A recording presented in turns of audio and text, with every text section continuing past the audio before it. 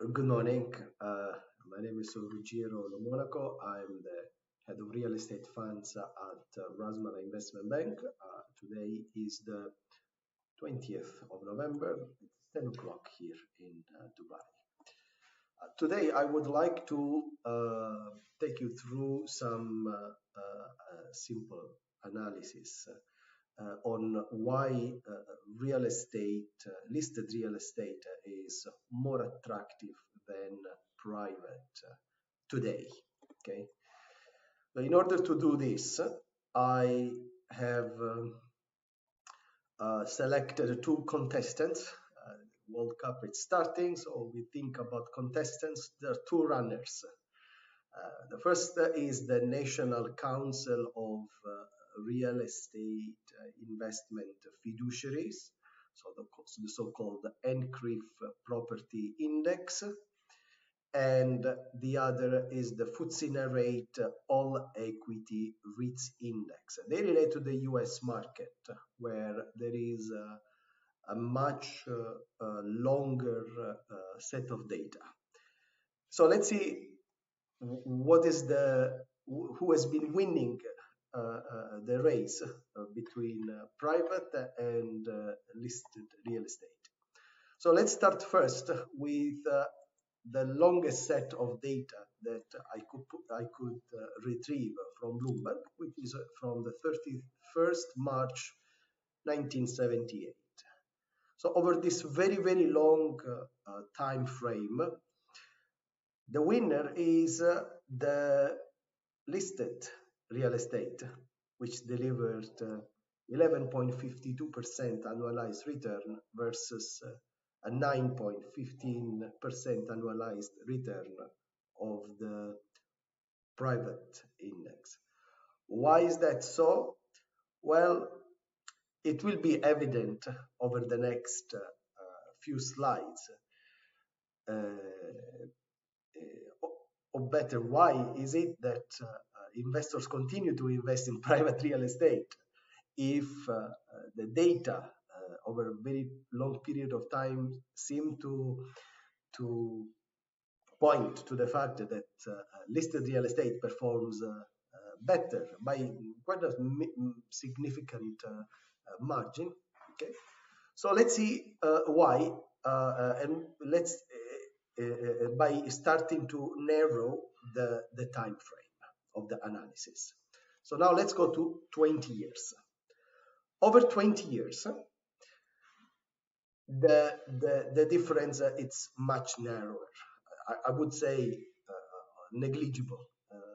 The listed real estate delivered still outperformed. This is data is at the 30th of September 2022, which is the last valuation point of the NCRIF property index. So the listed real estate delivered 9.21 and the private 8.91. So over a 20 years investment horizon, clearly it's a question of it would be kind of indifferent to invest in one versus the other when we just look at the returns. Let's narrow further to 10 years. Okay, so here it starts to change the perspective. Now, over the last 10 years, the winner is the private market, so 9.64% versus 7.17% per annum annualized. And let's further narrow to 5 years.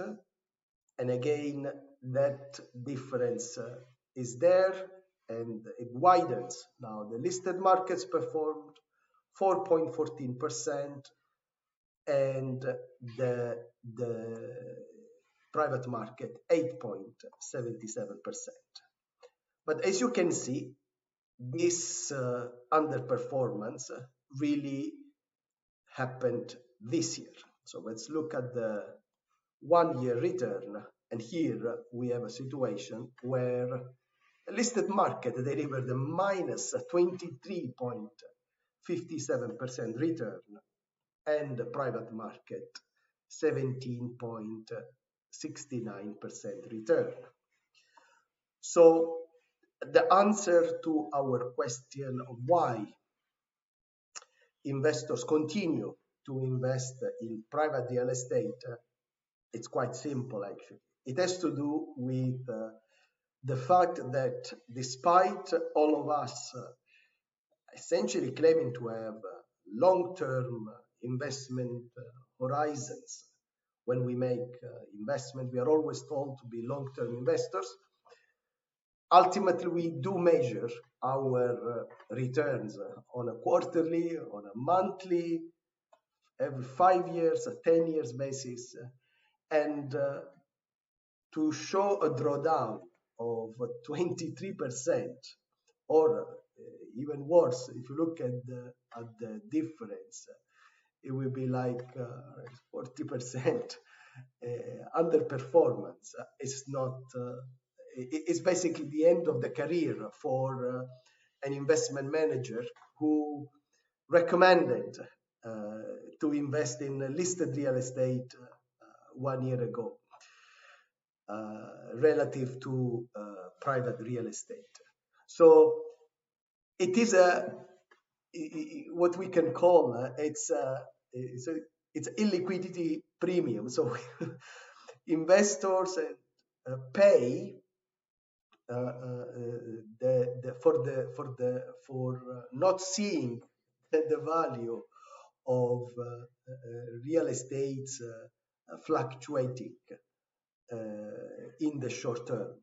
So even if, when we go back to on a very, very long time span, like 50 years or even 20 and 10 years, even though we know, I mean, we can expect a relative similarity, if not an outperformance of listed real estate. The risk of having listed real estate in the portfolio, it's too large to recommend 100% exposure all the time. But why today is the time to invest in real estate? And I show you this going back to a period, a terrible period, the great financial crisis. And I selected here the observation point from the 31st of December 2007 and the 31st of December 2009. So what happened at that time? That the listed real estate really had a terrible time. It first had a drawdown of 60% in 2008, then there was a bear market rally, there was a second drawdown, which took the overall drawdown to 63-64%. Okay, it was March 2009. But at that point, it rallied strongly. All the time, the private real estate started very, very slowly correcting. So over that period of time, again, we have a similarity of performance. I mean, over 1 year, the listed real estate was down by 10% and unlisted by 11%. But what a journey was for the listed real estate.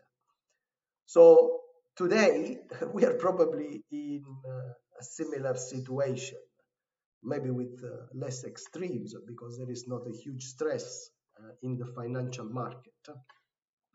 But certainly a situation where the listed real estate is corrected much faster and deeper than the private real estate market.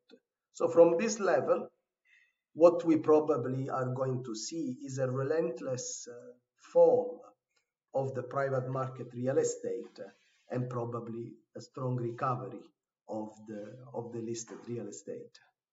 So in conclusion, what I would say is that as a real estate investor, we need to keep an open mind to both listed and unlisted real estate. When it comes to a diversified portfolio, both should be there. And there isn't a specific an optimal number of how much should be listed, how much should be unlisted. It's more to do with tolerance for volatility for an investor. So typically an investor with a 5 years horizon, okay, less than 5 years, honestly, I don't advise to invest at all.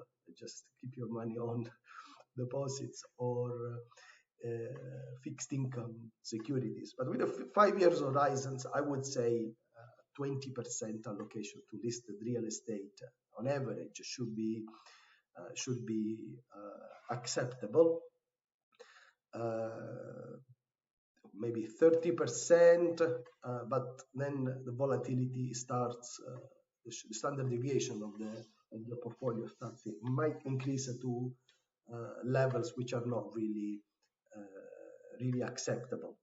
But the question is the new money, where the new money goes. So when there is new money, that is where the decision of selecting listed versus unlisted is very relevant. So new money today, okay, should go into listed real estate for as long as we have this situation where the listed real estate is trading at a substantial discount of private real estate. I hope you enjoyed it. Feel free to reach out to me if you want to discuss this in more details. Bye-bye.